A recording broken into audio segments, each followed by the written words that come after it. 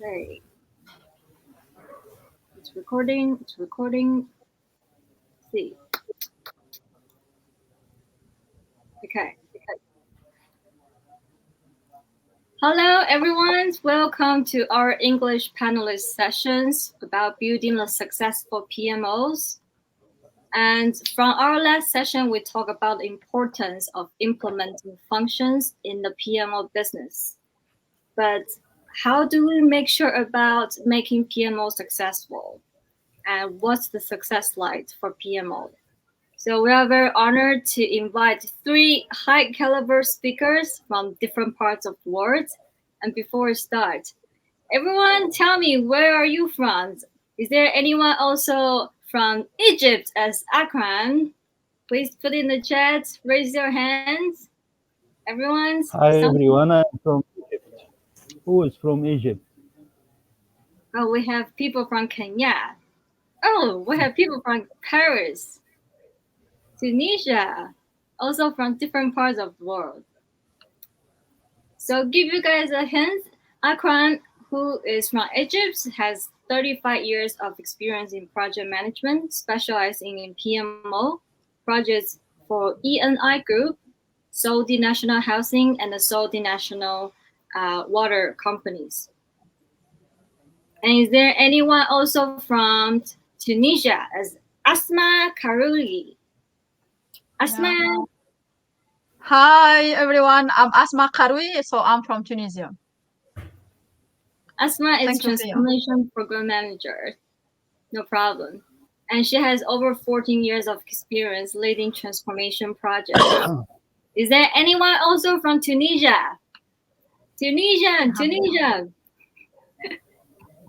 Wow, we have people from Zimbabwe, Rwanda, Sausan, also from Tunisia, Somalia. Hi, Sausan. Okay, and then the last speakers that we cannot miss out for sure is Victor Chidango from South Africa. Victor. Hello, everyone. Greetings, everyone. Victor Chidongo, all the way from South Africa, Dumelang, Sanmonani, Molweni. Greetings to you. Thank you, Victor.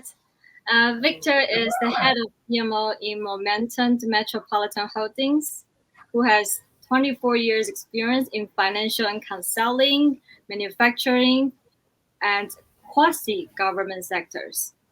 So anyone from South Africa, raise your hands. Okay, I can see it, but well, feel free to share that you're also from South Africa. Okay, someone from Nigeria as well. So everyone, thank you for joining. And we have this session. Oh, before we start, sorry to mention, before we start, if you have any questions along the way during this whole sessions, please put it in the Q&A sections on the right side, which is under the chat. Please try not to put the questions inside the chat, and then we will check the questions later and answer you around by the end of the sessions. Okay, so guys, let's start this. So how are we gonna start for building successful PMOs? Akram, I wonder what's the key factors do you think that can build successful PMOs? Really, it is not easy question and fantastic question. Thank you, Freya, for that question. Let me tell you about 6 points, actually. We can talk about it to know about those key factors for establishing a successful PMO. First of all, when you have a PMO, you should have a clear vision and objective, because establish a clear vision and set measurable objective supposed to be aligned with the organizational strategic goal. Why? That will help and ensure that all stakeholders understand what is the PMO's purpose and expected outcome. Also, I have another point, which is strong leadership and sponsorship. Because when you secure strong executive sponsorship and appoint a PMO leader with the authority to make decisions and enforce processes that will make sure that the PMO has the backing and the influence needed to drive the change. For example, if the CEO of the organization by himself he sponsors the PMO, that will provide a necessary support and resource to implement the new project management framework. Really, the leadership sponsorship is one of the top success factors. Let us go further for number 3, which is standardized process and the methodology. Imagine that you are working without organizing, without system. How will be the case? Everything will mix up. But when we develop and implement a standardized process and methodologies for the project management, that will create consistency, that will improve efficiency, and allow for better project tracking and reporting. For our existing PMO, we developed a standardized project management methodology based on the PMI standard, which is including template for the project charters, for example, risk register, and the status report. Really, the standardization for the project management will lead to more predictable project outcomes and easier cross-project comparisons. Another point which is very important, because if you have the standardized, you have the leadership and the sponsorship, and before that you have the clear vision, you need the team. You need the skilled and competent team. So building a team of skilled professionals with the right mix for technical project management experience and provide them with the training and development, it's really crucial to keep team updated to the last and least industry trend and the practice.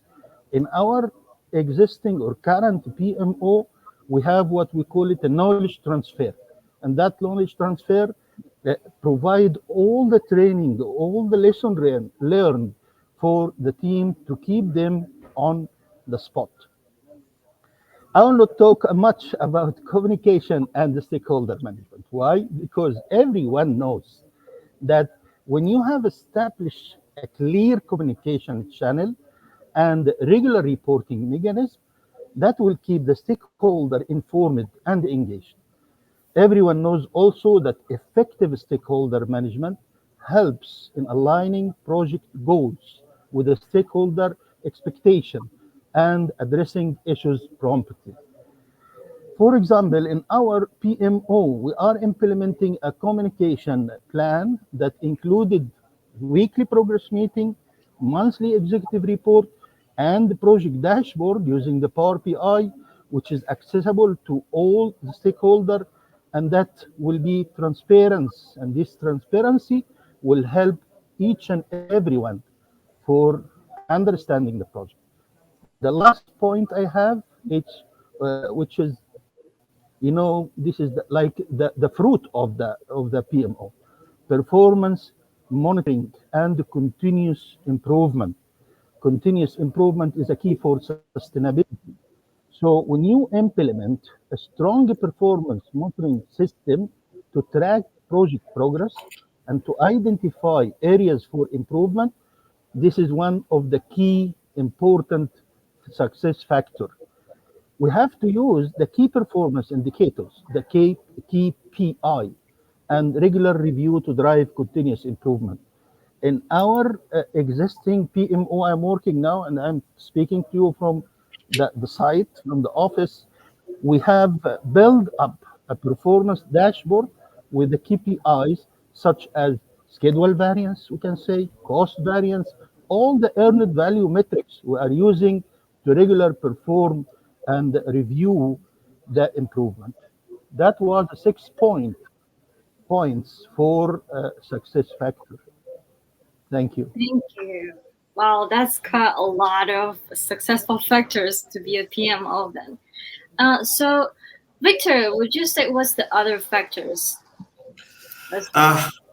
Well, I think Akram has really summarized quite a number of factors that are quite important. But colleagues, it's also very important for you, just make sure that you're not copying and pasting. If you're just copying and pasting from another organization to build a PMO in your organization, just because your friends have got a PMO, that's a recipe for disaster. Are you just adding an additional department within your space? Or are you adding a sector that is valuable, that is going to help you connect with your strategic objective? If you're doing it for that reason, then you are bound to be successful when you do set up your PMO. Thank you. Thank you, Victor. Yeah, that's really a great point. And Asma, if you have any things to add about any factor as well. I think we finish it. If Akram, he was very explaining, so this is fantastic and amazing. So maybe just because I have intensive experience in digital transformation. So I think in digital world, because the change is our daily challenge, maybe I might add change management processes and I will just add change management processes to the set of like the key factors, which can be even embedded in the communication itself. So yeah, thank you. Thank you, Asma. Thank you, Asma. Yeah, that's true. Change management is, I would say, part of the main things PMO have to be aware of, because change keeps happening all the time. So it's very essential as well. Thank you. So, well, sorry to point you again, Asmat.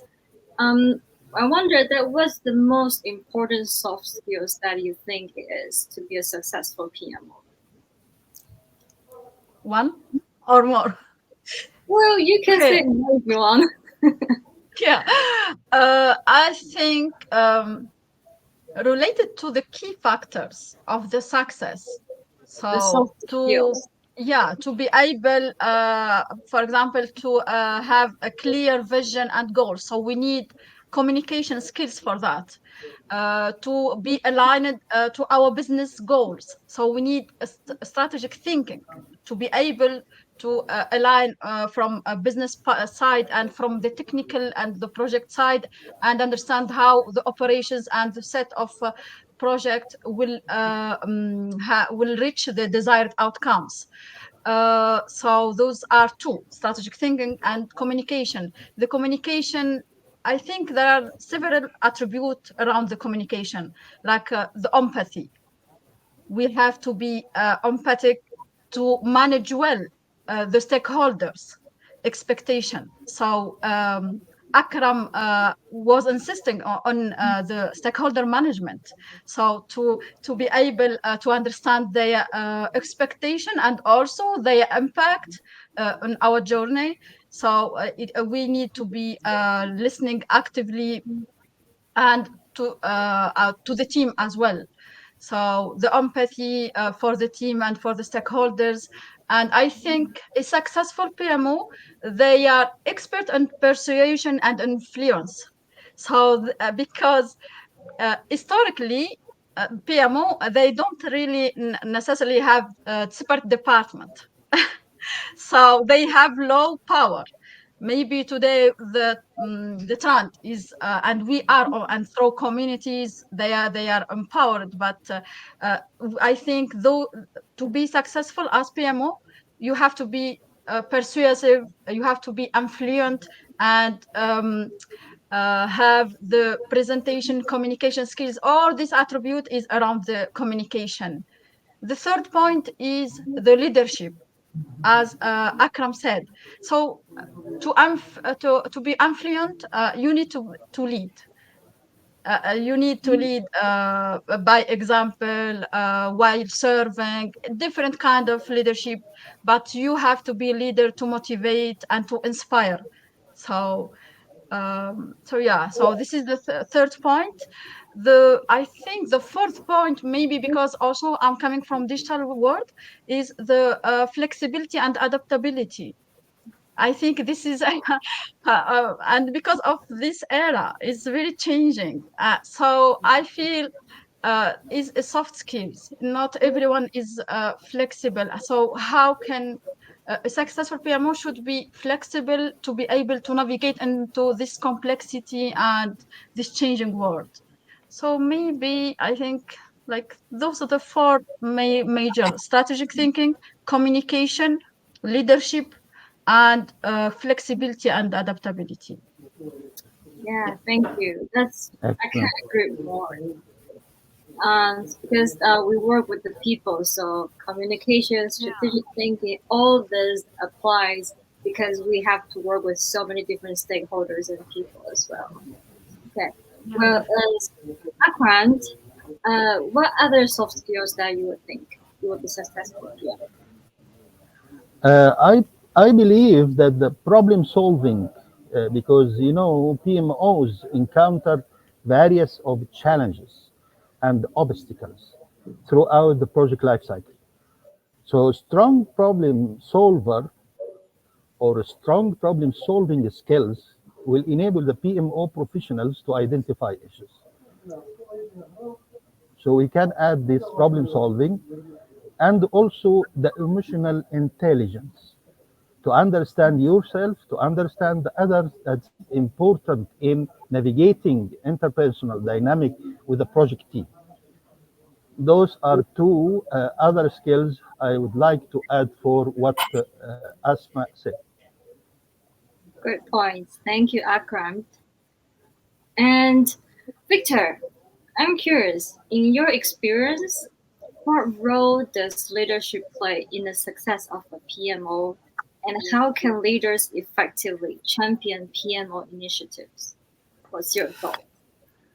Well, this question actually ties into the one that we just asked just now in terms of soft skills. I think the same soft skills that you expect to get from the people that are building up the PMO is what you expect as well from the leadership within the organization.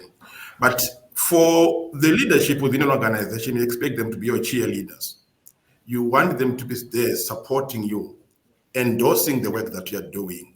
You need a sponsor, somebody who can give you the money, and that can only happen from the leadership themselves.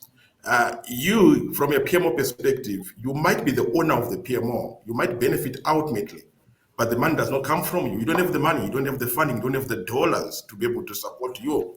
And you need your leadership to play that role and provide that. So don't be selfish. And being a sponsor is not a status symbol. Don't take it as a status symbol that I want to be my sponsor for my own PMO. Ask the relevant leadership to play that role for you, to provide the resources, give you the money. The leaders also need to be the spokesperson for you to sell the idea to the entire organization. Do they know what is happening? As a leader, do they support what is coming? Because in many organizations, PMOs are considered as cost centers. People just say it's another cost center, or they're just coming in as a spanner along the way, just a blocker. They will slow us down. That's how people view. So the leadership need to play that role where they need to speak to the organization and tell them the importance and the value that the PMO will bring. But at the same time, you find as the PMO comes on board, many of the project managers and the program managers, portfolio managers, many of them, when they come in, they are speaking the project management jargon. They cannot relate to what the business is doing. They cannot relate to what the business do. They cannot relate to the customers of the business. And that's where the leadership comes in to mentor and guide the PMO team so that they don't sit there in isolation. They know they are part and parcel of the organization, of the business, to understand the business. And when they do the projects, they must be linked to the organizational strategy to get the outcome that you are chasing right at the end. And the leadership also plays that accountability role to hold the teams accountable, to adhere to the processes that you say and the tools and process and method that you put in place, and reinforcing their importance. In other words, they are the ones who instill the fear of God in people within the organization and say, if you don't do it the PMO way, we are going to fail. But if we do it the PMO way, we are going to be successful. So at the end, one key role again for the leadership is for them to be the pioneer user of the services. Do they use the PMO themselves as the leadership?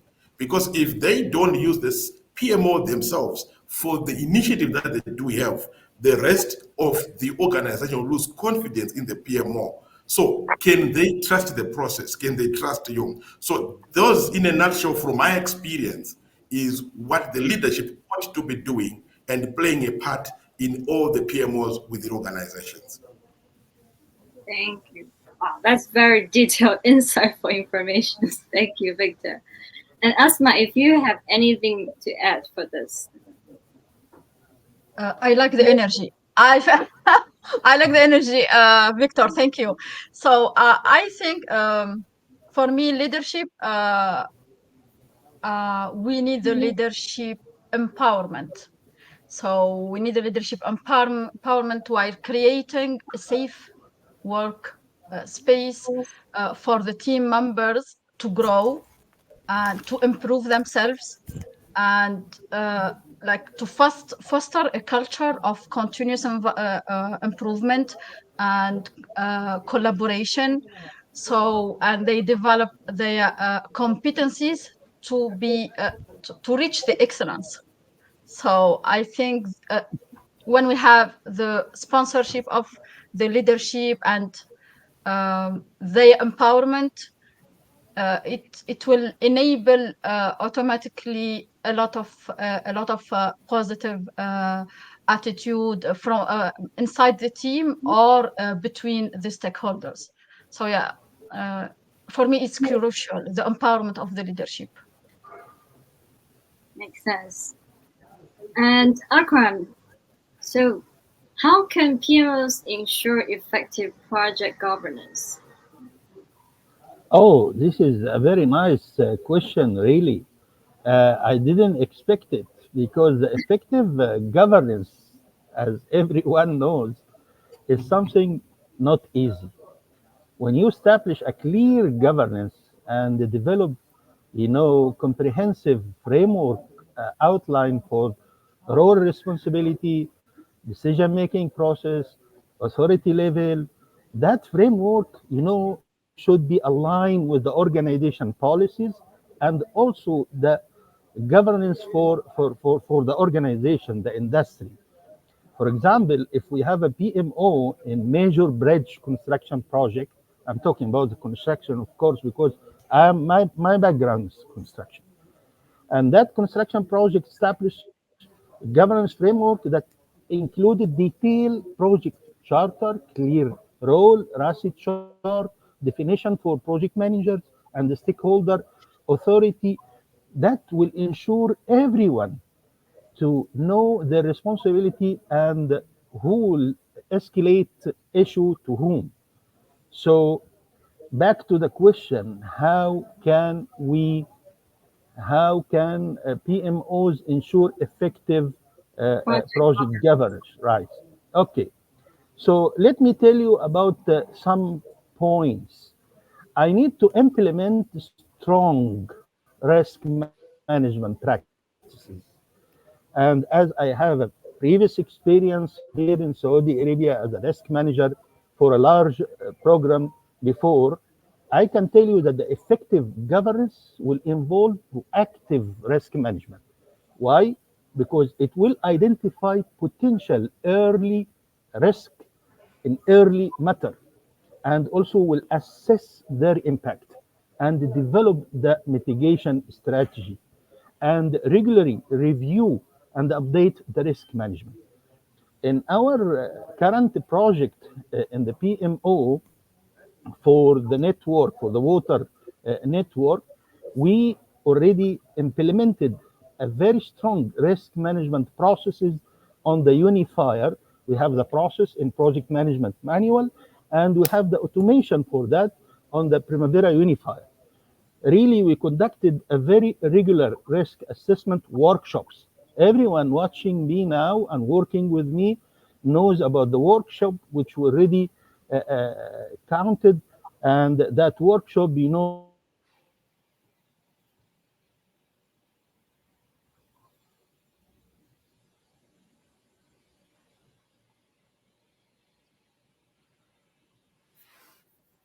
Is it Akram internet? Was it me or is he disappear? Yeah, we have to ensure the transparency. When you encourage the culture of transparency, do you hear me? Yes, you're back. Hello? Yeah, okay. I'm talking about ensuring transparency and accountability is one of the points for the efficient governance, because culture of the transparency and accountability by setting up clear reporting mechanism and holding regular review meeting using, for example, like a dashboard and project management tool. We are using Unifier, we are using Power BI, we are using Primavera, that will provide a real-time visibility into performance and issues. Another point also about conducting regular audit and review. And this is what our colleague doing here. They schedule regular internal and external audit to ensure compliance with the governance policies and the procedure. When they found some finding for this audit, it is necessary to adjust and improve. In our current project, we are doing this. Again, I will talk about engage a stakeholder effectively, because the stakeholder is a key for everything. When you talk about how to maintain effective communication with the stakeholder, everyone knows about all the processes from starting of identify stakeholder, a plan for the stakeholder, engage the stakeholder, and all the processes mentioned by PMI. So regular engaging them in governance process through regular update, getting the feedback session, and the inclusive decision making will be comes up. For example, if we talk about a major urban development project, the PMO imagine that he established a stakeholder engagement plan that include monthly town hall meeting and regular newsletter. Of course, that will ensure that everyone is engaging and the project is going properly. The last point, and I hope that I didn't make it long. The last point is utilizing the KPI, the key performance indicator. So we have to define and track the key performance indicator to monitor project performance against the governance standard. The key performance indicator should cover various aspects such as schedule, adherence, budget compliance, quality, benefit, value for the project. I believe this is all the 6 points I came up for the governance and for this question. Thank you. Thank you, Asma. Yeah, those are really useful points about to build like the useful project governance as PMOs.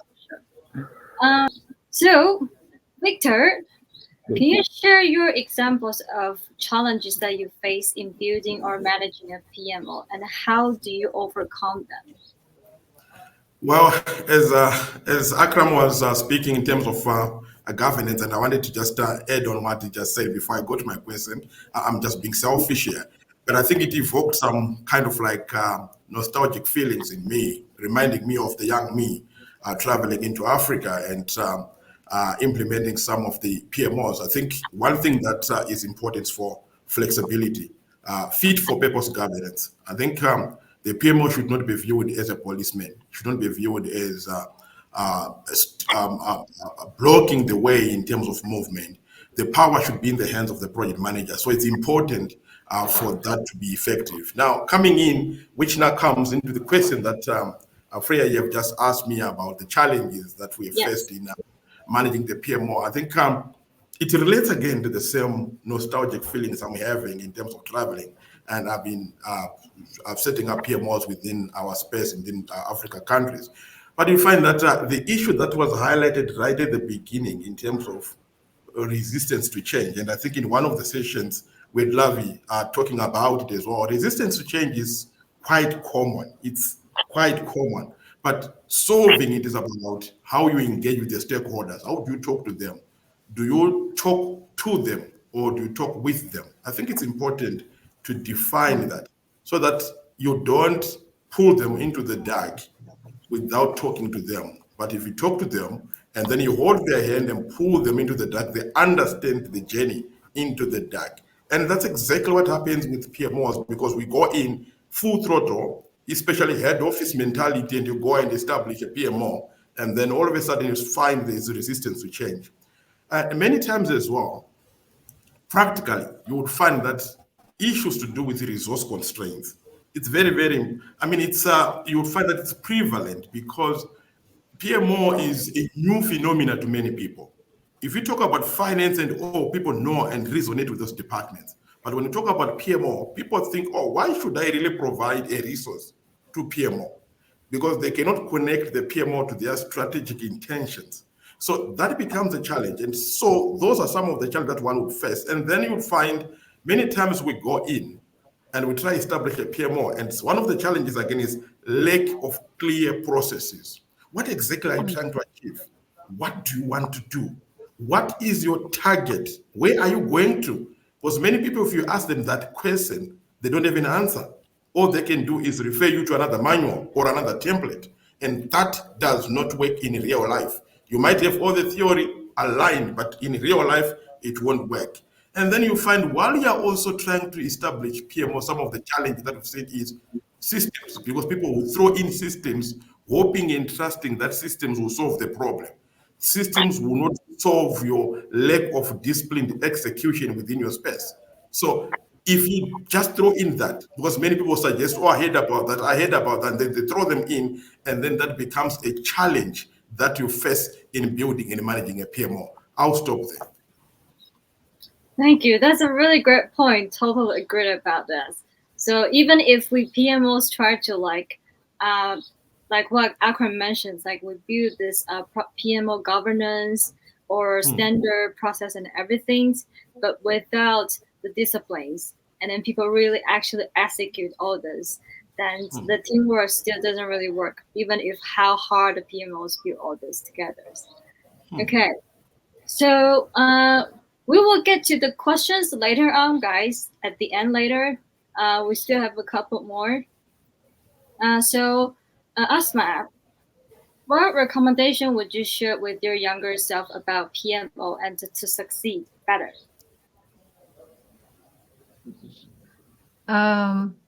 I think I'm still young, first of all. So, and I'm still learning. But I think I have two recommendations. First of all, actually, I'm a builder and I'm a self-builder. So I learned to do things myself. I learned to take decisions myself. So what I would recommend to my younger self is to ask for mentorship. For me, it was like, so I wasn't comfortable to ask for help and for mentorship. It wasn't for me. It is not in my culture. So I would recommend to ask for mentorship, to not be shy, and yeah, just go for it. Not only do. I'm a doer, so I do before asking. So maybe it is good also to do both. So ask for mentorship. This is the thing. The second thing, it might feel exhausting. It is serious job, a lot of report, a lot of thinking, a lot of follow up, a lot of engagement, a lot of communication. So you feel like you are using all your sense. So try to enjoy it. Try to enjoy it as much as you can. Otherwise, you feel like out of energy. So I think this is the second maybe a recommendation, because at some point I felt like, I'm done. I'm exhausted. So don't go out of energy. Have fun, enjoy the journey, ask for mentorship, and just, go for it. Thank you. Yeah, good point. I think one of the best things in life is definitely to do what you like to do, what you love to do. And if you love PMO, you don't really feel like it's just a job that it's paying for the paycheck. But if you enjoy doing it and have fun, you will figure out really like PMO is not just about setting out the process and the structures, but have fun with it and talk and communicate with your stakeholders. So, Victor's, would you also share more, like any recommendation as well for, well, I wouldn't say younger PMOs, but anyone who wants to get into PMO as well? All I can say, Freya, is many people can drive, but fewer people are licensed to drive. And when I look back into the past, the younger me, the first thing that I would recommend that younger me to do is to get licensed, get the necessary certifications in project management, and make sure that you have the knowledge and skill and know-how to navigate the terrain, because you need that to navigate the terrain. At the same time, I think it's important when I look back and say to myself, what was I focusing on when I was there? At that particular time, the younger me was focusing on deliver projects, finish a project and start another one, finish a project and start another one. So that becomes the mindset. You want to finish a project so that you can start another one. But as I grow older and as I matured, I realized that's not the intention. The intention is you need to chase the outcomes that that project is supposed to give to the business. So let's track and pause and see, are we getting the outcomes that we were chasing when we're doing this project? So it's important for every PMO to start thinking around those outcomes.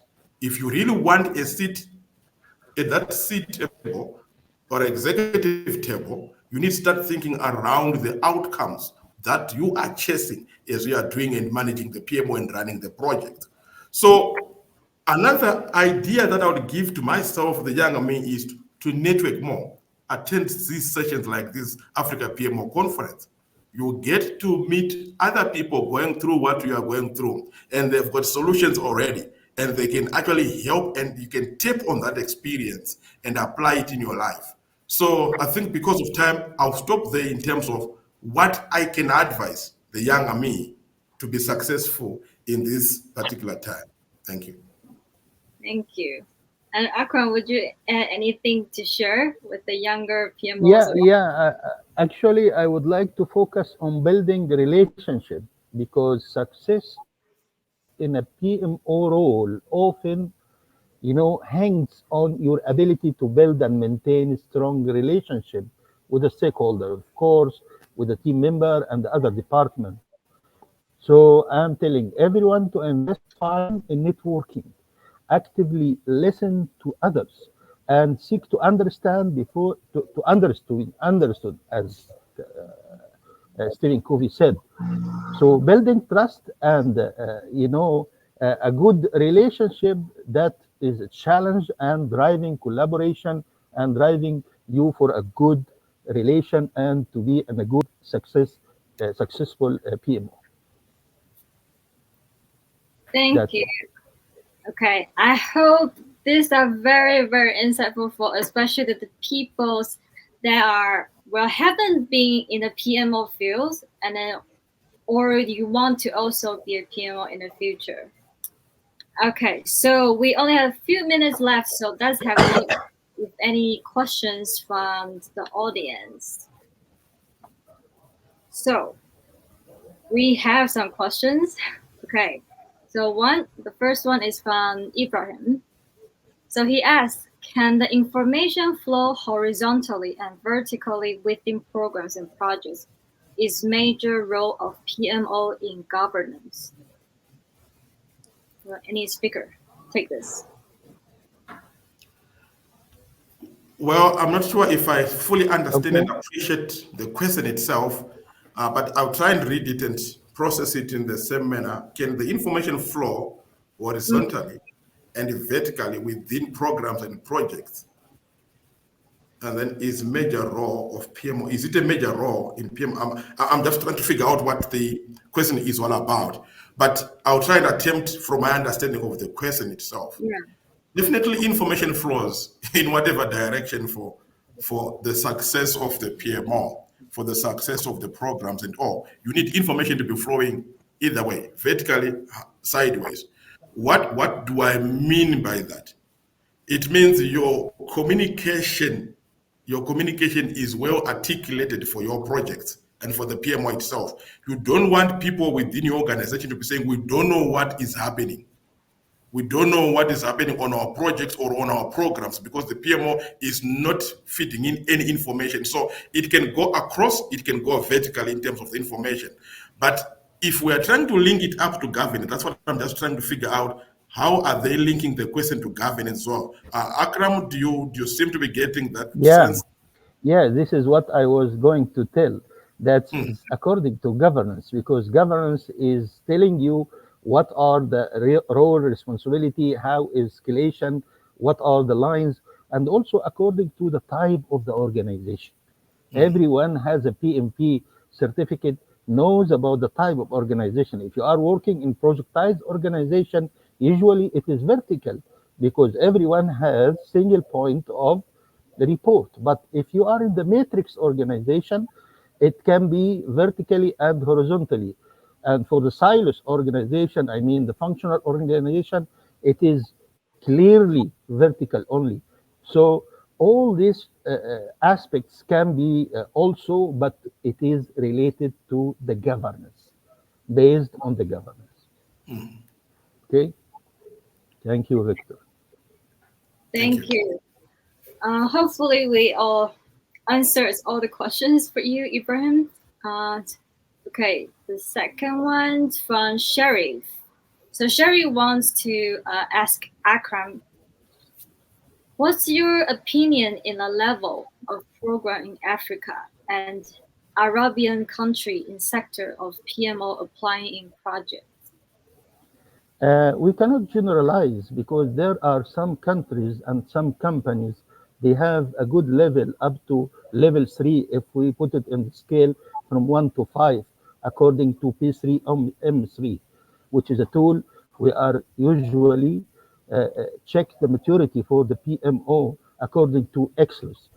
But if you are talking about overall, we are coming, we are growing, but we still overall average, I can tell you level 1. I'm sorry for that. This is my experience. I cannot generalize. I cannot talk about all the organization. Some organization are in level 3, some organization like IBM in level 5, but in the construction industry, with the organization I work with, they are still in low level of the maturity. Some organization like Aramco, they are high level in maturity. SABIC, they are high level maturity. NWC, National Water Company, they are high level maturity. So we have to have some statistic for that. I don't have the statistic for this. But from my opinion, in generally speaking, in Saudi Arabia and United Arab Emirates, for the Arab area, they have a good maturity in project management. Yeah, that's true. Actually, Sharif, if you join our last session, we talk about how to apply the functions for the PMO. Like what Akmal mentioned, like no one size fits all. So it's all like different sizes, different structures, different work styles in different companies and countries. So yeah, so there is no like very specific, most accurate answer for that as well. Okay, so Sylvie, we already answered as the last questions from the panelists about what's the best advice you can give for the younger PMO. So I will skip that. We have one from Hishan. So he wanted to say, hello, speakers. Thank you all, the prestigious speakers and hosts. Thank you.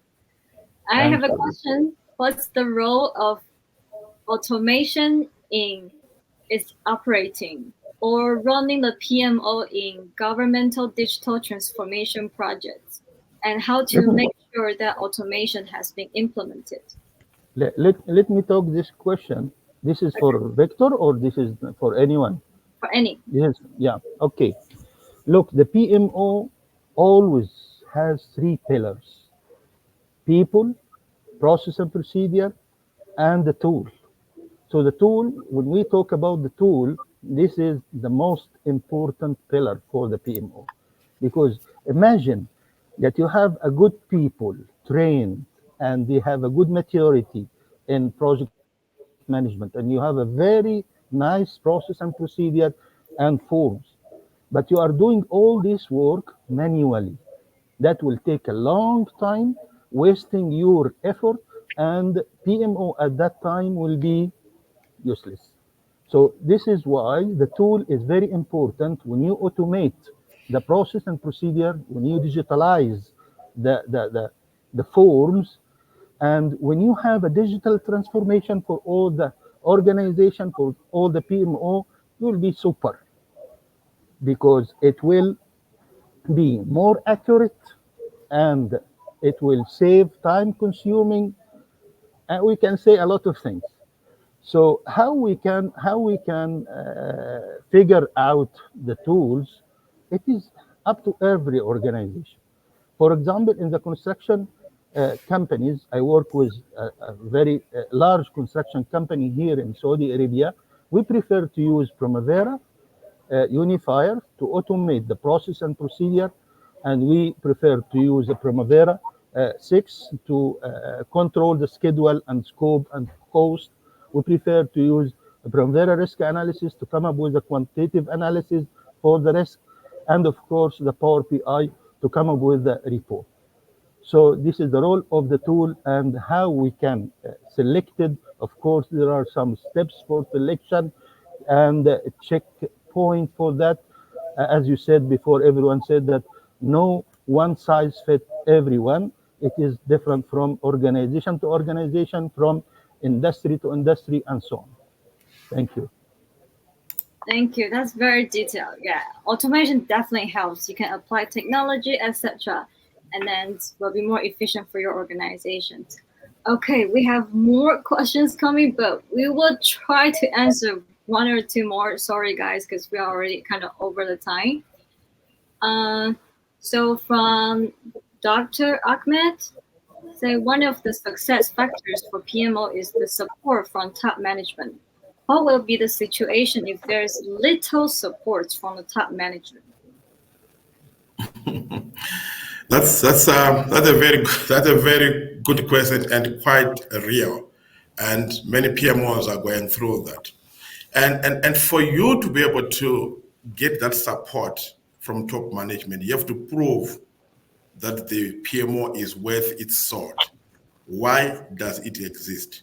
Many PMOs don't get the support from top management because all you are doing is perhaps slowing things down. Nothing is moving fast. You're not delivering any outcomes at all. In fact, what you have at the beginning of the year is what you have at the end of the year as your portfolio of projects, and none of them would have been delivered. So what's the value? It's more like they're not getting any value at all, and they start distancing themselves, or they don't feel like you belong to the organization. All they are looking for is for you to leave, and you're never replaced at all. So it's important to start proving the value, but how do you make sure that you do that? Even when you're running projects, do you even give your top management reports that show where they are? I'm not talking about the reports where you say our project is 50% complete. What does it mean to the business? What does it mean to your CEO? What does it mean to your CFO? Your CFO understands the dollars and the cents. But if you start reporting in such a way that they can see that your journey within the PMO or a journey in your project is nudging towards them getting the benefits, which are measurable in dollars and cents, now you are speaking their language. Now they can start incorporating some of the benefits of the project into their P&L, forecasting that we will get this when the project is done. Now you are making, you are adding value, and your top management will start incorporating you into everything that they are doing. In fact, they can swing from one end of the line to not supporting you, to start giving you everything to be run through the PMO. I need to add something if we have time, Freya, please. Yeah, this question is very good from my friend Dr. Ahmed Adib, and he is saying about situation always happening. What will be the situation if there is a little support from top management? The situation that you will not have a vision, you don't know the objective, you don't have enough resource, that equal what? You cannot succeed. So because every PMO as a project, it is making a change, and no change without top down support. So this is my additional comment on it. Thank you. Thank you for adding more Akram. Okay, we do have quite a lot, but I might need to just take like 1 or 2 more only. Sorry, guys, because we're already over the time, and then we will have the next session soon. But Asma, there's someone wants to talk to you. So Ahmed asked, in the future, do you think there is a chance for the PMO to continue, or will AI potentially eliminate the need for it? I actually replied. So I think I have 2 commands actually to reply to this. Replace or not, I don't know. But what I think is the PMO should use today the power of AI. So it's time for us to embrace AI and to not just be afraid of it as threat. So we should use it like in daily work, like Copilot, like to have recommendations, which action will be more impactful, which action will have from where I will have the best KPIs. So I think we should, but AI to replace PMO, I doubt it, because PMO has observed a lot of soft skills, strategic thinking, problem solving, communication, stakeholder engagement, blah blah blah. Those is not like technical. So and non-technical skills is hard to replace. So it's mostly around human and emotional intelligence. So to replace us, no way. So, Very true. There's but yeah, let's use the power. Yeah, thank you. Yeah, many things AI still cannot imitate from a human being, right? So social intelligence, emotional intelligence, like what Asma mentioned. Okay, sorry guys, we just take one last one before we go. So Susan, is it Susan or Susan? Sorry. When can the PMO transition from a supportive role to directive? Are there key performance indicators, KPIs for each levels? I would discourage transitioning to directive. You must transition to being a partner. Once you transition to being a directive PMO, you are at odds with the business. You'll be fighting with the business all the time. So I would encourage, don't move into directive PMO, actually move into partner PMO. The business must identify you as their partner and not as a policeman within the organization. You are not an auditor. You are there to partner with the business to get the result that the business is chasing. Deliver for them, deliver the outcomes. You are a good partner. Can I add something? Yes.